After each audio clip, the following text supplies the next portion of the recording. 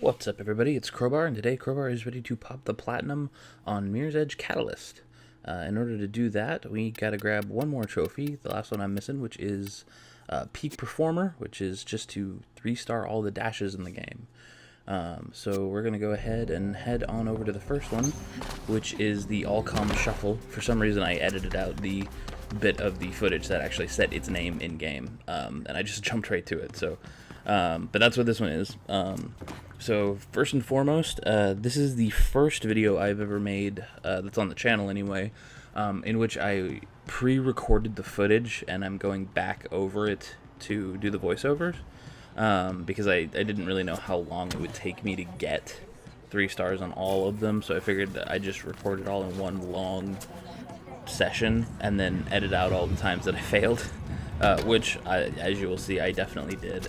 Anything that I didn't 3-star, I cut out, because otherwise I'd be sitting here talking to you for something like 2 hours, hour 45 minutes, something like that. It was a lot of footage that we trimmed out.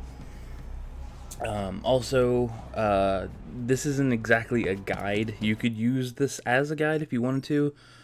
This will cover all of the dashes in Anchor and in Sky City, but I'd already finished all of the other dashes before that just by playing the game, so it's not exactly complete. I guess if you guys really wanted me to, I would be happy to do another video for the other dashes that aren't in this, if you want that kind of compilation or something like that, but I have no plans to make one at the moment, so let me know if that's something you would like. So I figured while we're watching these runs of these dashes, I might do kind of a little review of the game. That seems to be what I kind of do with these Platinum Pop things, with the exception of Broken Age. And even in the Broken Age ones, I talked about how much I liked the game. So I figured I'll go ahead and do that here.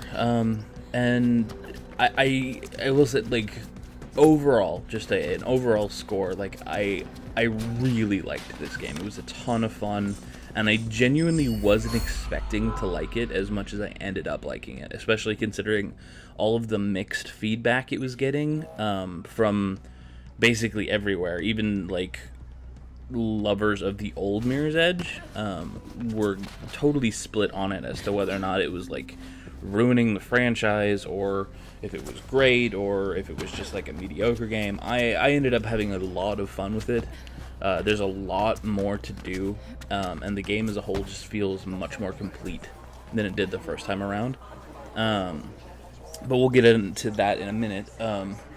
On the subject of kind of the older players who didn't like this one, I think as I was editing this, I think I finally kind of hit the nail on the head as to why I feel that was, and it's the biggest change that I can notice in the game overall, aside from the fact that obviously it's brand fucking new, well, not anymore, but it's, you know, it's current gen game, it looks better, it runs better, that kind of thing. But the game overall feels way, like, quantifiably smoother. Like, I don't know how you would quantify it, but it is so unbelievably noticeable how much smoother your movement feels compared to the first one. And I think that was a conscious choice. I don't think it's just because of the better technology. It's just that I know a lot of people, personally even, who couldn't even play the first game because the movement of the camera was just enough that, like, it would induce motion sickness. It was like I think it was almost like, not national news, but, like, it was a pretty big deal, because it was such a weird game when it came out, and yeah, it'd been a while since those kind of headlines were made. It was just like, oh, a ton of the population can't even play this thing because it makes them sick, and I think maybe they were trying to avoid that a little bit, so, like, your walking feels smoother. Subsequently, I feel like the game feels faster, which is awesome. Like, getting into a groove with this game and, like, hitting just a successive and ever, you know, lengthening line of stuff without slowing down feels amazing. I liken it to, like, memorizing a Sonic level, like an old Sonic level, and being able to do it flawlessly and just feeling like you are just soaring through the level without even trying. It's that kind of like effortless once you get used to it all. So yeah, I think that's probably actually where a lot of people get turned off, is that the smoothness does come at a small price that I noticed a lot when I was first playing it, which is that everything felt kind of like inhuman. Like Faith feels kind of superhuman in this, to be entirely honest, especially with like the springboard move, and I don't know, there's probably a couple more, but the springboard is definitely one that comes to mind, where it's like, how on earth are you getting that much jump out of this? I think the only reason it really bothered me is because I was comparing it to that first game, where, you know, regardless of what they were going for, the first game's kind of a clusterfuck in my opinion. It's fun, but there's definitely some big issues that I have with it that maybe I'll touch on as we go through this, because frankly I don't know if I have enough to say about this game to fill the whole video, but we'll see. But the first game was trying to be grounded in realism, which I think is why some of the movement was so janky. And you know, you couldn't, obviously you could do some incredible things, but those were mostly set pieces. So like the general navigation was kind of limited, especially considering like the game was completely structured entirely differently, with the levels being so contained. And they had to kind of break that to do this whole open world thing that they were going for with this one. So yeah, it just inherently moving around feels different, but in my opinion, I think that different is better. On that, you know, kind of spiraling off of that, like, the story in this game is like so much better. In the first one, mild spoilers for the old Mirror's Edge if you care. In the first one, there's like a conspiracy going on, maybe, and apparently the government's evil, but the only bit of that you really see is that they are chasing you, and you are doing illegal things. So it's meant to be presented as like an Orwellian like surveillance state kind of thing, which obviously not so good with the whole personal freedoms and stuff like that. But the game did a really bad job of presenting that to you. Honestly, after the first couple of levels, the entire game just becomes about saving Faith's sister, and she doesn't really care that she happens to be messing with the man in the process. It's entirely self-motivated, which is fine, but just a lot of the stuff that happens is, again, it's meant to be showing you like isn't the system corrupt, and look how awful it is and stuff like that, and you never really see it. In fact, the other people that you see in the game, beyond the other runners, are living perfectly fine lives, and are fairly happy. So it's, you know, you don't really even run into any downtrodden people. So this game does a much better job of taking a step out of the real world. This is definitely kind of not full on sci-fi, but like, you know, fantasy high-tech kind of stuff. Like, you have a grappling hook that can pull you like a hook shot that obviously isn't physically possible without ripping Faith's arm off, kind of thing, and it magically knows how to get to where you want it to be in, you know, a nanosecond, and retract immediately without ever like whipping you or some shit like that. So obviously there's some ridiculous stuff. There's some, you know, there's talk of like contraband and stuff like that that's like, you know, I don't know, funky drugs and all sorts of shit. And obviously, like, they have like hover helicopters that are well above our own, and they're clearly getting power from non-standard power means and shit like that. So it's not full-on sci-fi, but I'd consider it like the precursor to sci-fi. Like, a sci-fi universe could totally take off from here. And they did a much better job building that world with the documents and security recordings that you can find scattered throughout the game, which I would recommend you actually read and listen to immediately when you find them. I decided to wait until I collected all of them to read it, and I think I would have felt even more of an impact with the story if I had known all the stuff that's in those documents as I was playing. That being said, even without all that information, it's still awesome. They still managed to pull like a personal gut feeling for Faith. She's definitely like, She's still not necessarily trying to take down the system, you know, specifically, but she's much more just involved in the world this time around. There's apparently a comic that's the precursor to this one that I have not read, that kind of sets up the beginning of the game a little bit, but having not read it, it didn't really bother me at all. All of the side characters are phenomenal. Dogen is probably the standout character, but beyond him, I don't know. There's 3 or 4 others. Icarus is actually pretty cool, about midway through the game and onward, and there's a few more people, but I don't really want to spoil it if you haven't played the game. Just suffice to say that all of the, you know, side players definitely play their part this time around, which is cool. Because, again, you only got to interact with Merc and Cell in the last one, and Drake in one mission. So, you know, the game just feels so much more like a complete package this time around, whereas the first one very much felt like the plot was just a way to connect the free running mechanic, which I feel is a pretty accurate summation of that game.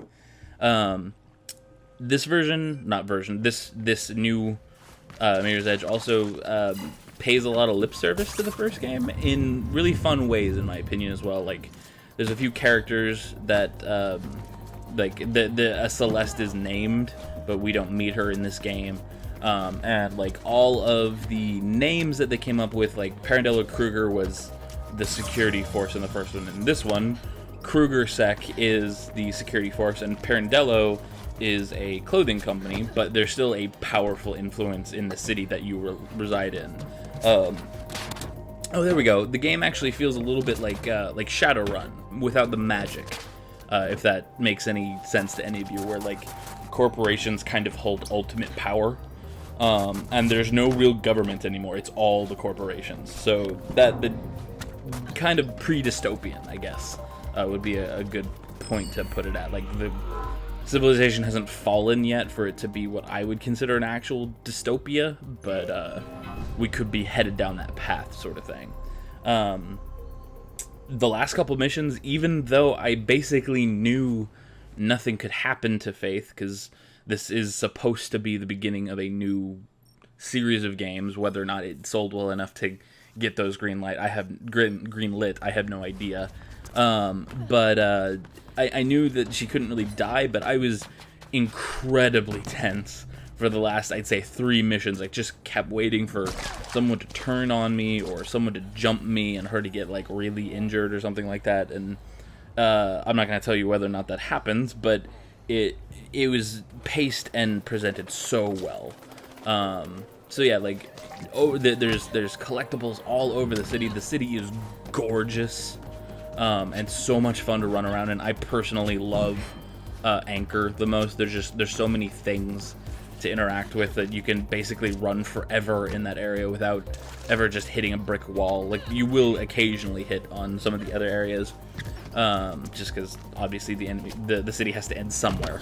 And they left a lot open for them to continue the game if they did sell well enough, because you really only explore, I'd say, I don't know, somewhere between like a fourth and a third of the total city that's on your map. So that could be really cool to just stay in the same localized area as the first game and work off of that.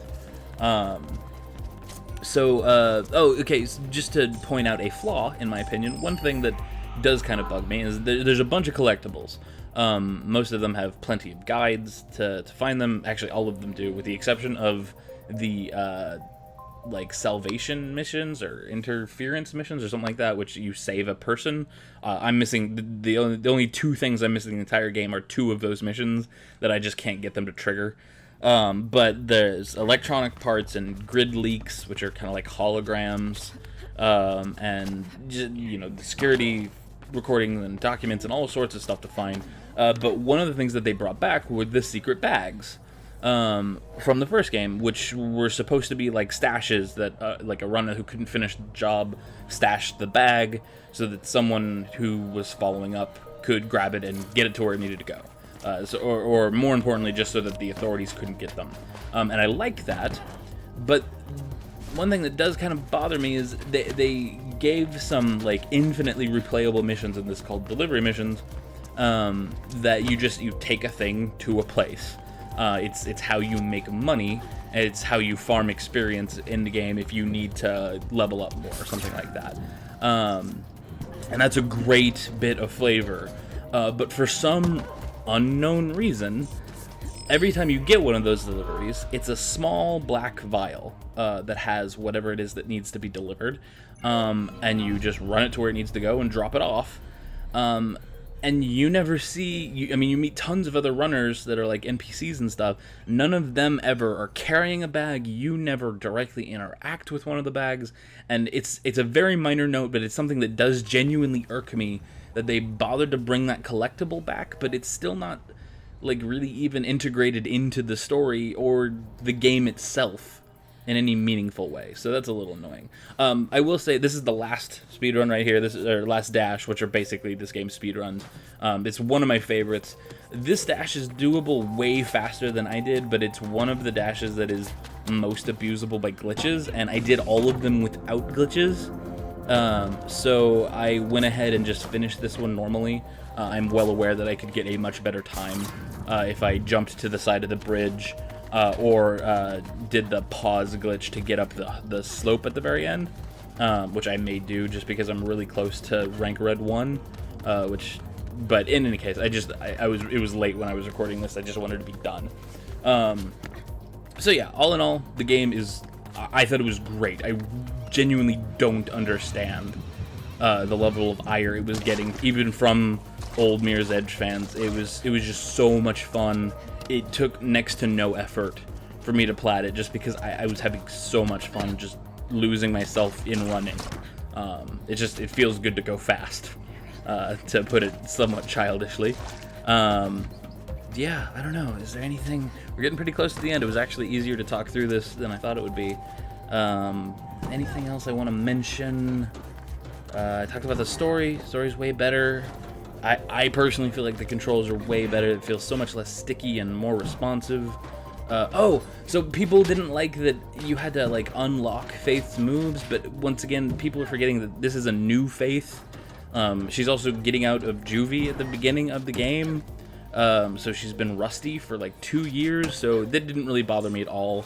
And if you really just need to have the abilities, like I said, there is always an opportunity to farm infinite XP from the delivery missions. There we go. That's the peak performer, and following that, there's the plat. Fucking awesome.